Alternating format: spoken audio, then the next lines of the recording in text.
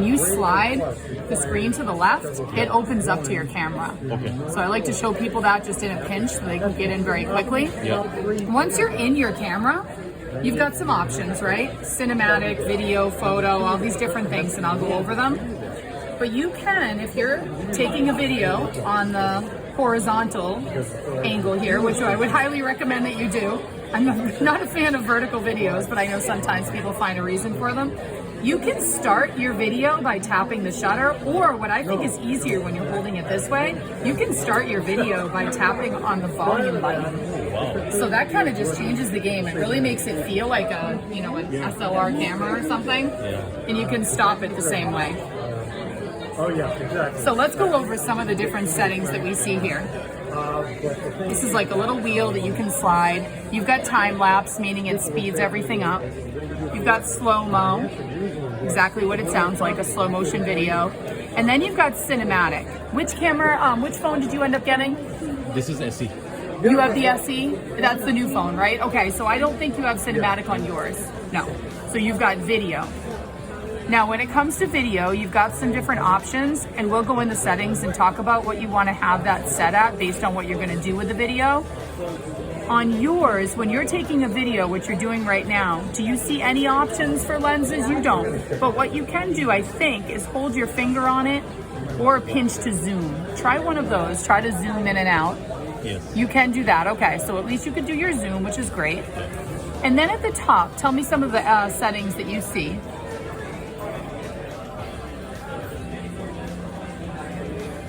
Oh, okay. So at least we have this here, so we can. But it's going to take up more space on your phone. So if you ever want to see all of those different options, you would actually go to your settings to do that. So icon of the gear, and you want to go all the way down to where it says camera. It's a little ways down. Yeah. And then you'll see record video. Yeah. So you can see what the format is to record video. I'm going to have probably more options on mine than you do on yours. But the nice thing that it does down here is it tells you how much space each one of these format options will take on your phone. What is this phone? This is like a 14 Pro Max. 14 Pro Max. Yeah, it's not mine. It's the one that I am way use. behind, actually, with SE. Well, you have less options for sure, but we still sell the SEs. The SE isn't necessarily an old phone. It just doesn't have, like, this has 3 lenses on it that you can switch to, right. And it has the capacity to shoot like 4K, you know, 30 frames per second, 60 frames per second. You can go really high on that. Okay. But it depends. If you're just posting something on Facebook or something, or sending it to a friend, you really don't need it to be this crazy high quality video. These lower quality videos are just fine. If you decided that you wanted to show your video on a 4K display, or you're doing some kind of presentation where you need it to be really high quality, that's when you would go up into these higher places. But I wouldn't leave it on here because that's going to take up so much storage on your phone. But you do have a bunch of these different options from settings when you scroll down to camera. Now I'm going to go back into wherever the camera's hiding. Here it is. Yeah. So when it comes to taking video, and I think you have the, do you have the grid marks on your phone? No. So that's in there as well. If you decide that you want to add the grid, that's in the same section under settings, under camera. The grid is nice, so you can line things up. You can also utilize something in photography and videography called the rule of thirds. The rule of thirds is where the thinking is you put the subject in the crosshairs of one of these grid marks, right? So it just makes it more visually appealing. Or if you're photographing or videoing something that has a lot of straight lines, like right now I can line it up with that side of the table to make it look really nice. Awesome. So you've got different techniques like tilting, panning, staying as smooth as you can. And it really changes the game versus going really fast and not staying as smooth. I mean, you can really look like you're holding, like you've got your phone on a gimbal if you go nice and slow and smooth and keep it very steady. And then you've got, of course, photo. Yeah. I don't think you have portrait, but you have pano. You do have portrait, okay. So portrait mode is really cool. What it will do, and you know what I'll do? I'll flip it around so we can see you. Check it out. So maybe I just want to have the camera in focus, your phone rather. Yes. Maybe I want to have you in focus. And if I want to lock that in, because I can tap anywhere on my screen Yeah. and that will lock it. It doesn't lock it in, but in the moment it sets the exposure and the focal point for whatever I tap. Yeah. So if I tap the background, Oh, nice. Okay. it'll do the background. It does a much better job on the rear facing camera than on the front facing, but you get the idea. Yeah. But as I move around, Yeah. it's going to reposition for whatever it thinks I want the subject to be. Okay. But if I want to lock that in, maybe I want to lock it into Miguel behind you, I'm going to hold my finger on the screen until it pulses and I see AEAF lock on the screen. Yeah. So now I can move around and he stays in focus. Oh, okay. If I want to get out of that lock, I simply tap anywhere on the screen and that will unlock again and go back to whatever I tap on. Also, when I tap, see that little sun that appears? I can overexpose or underexpose in the moment, Okay. make it brighter or darker.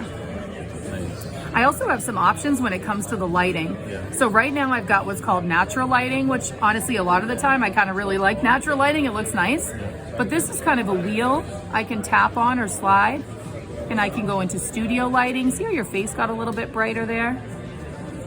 Just a little more light on the This face. is nice. Really nice. And then the next one is called contour lighting, and it kind of brings in the shadows on the sides of your face. Then you've got what's called stage lighting. Now you won't see it here. I'll actually, there you go, you will see it.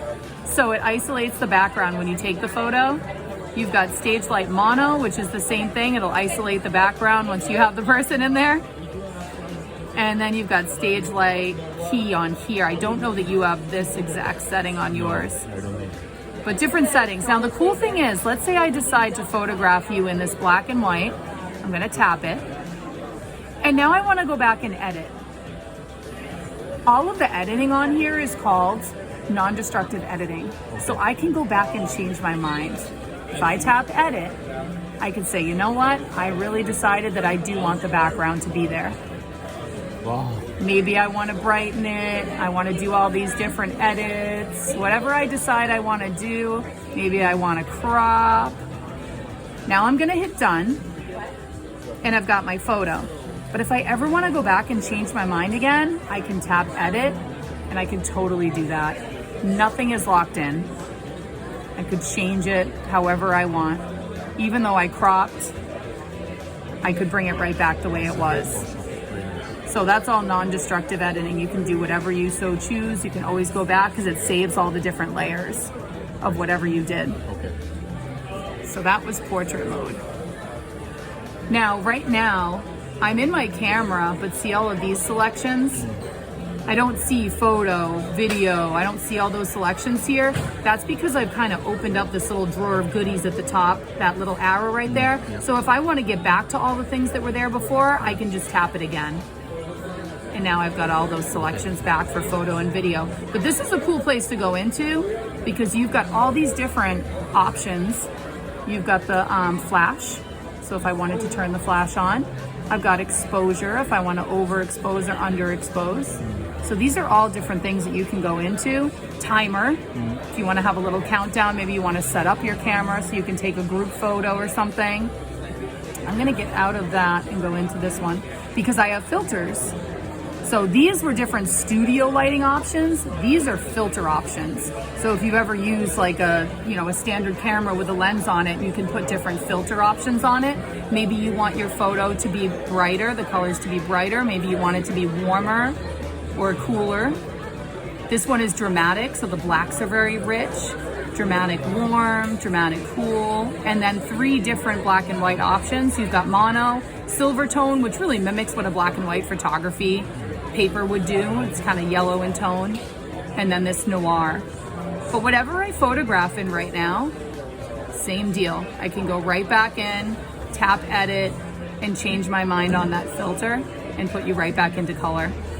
So it's really holding on to all that information, even if you photograph using a filter. Okay. Right here.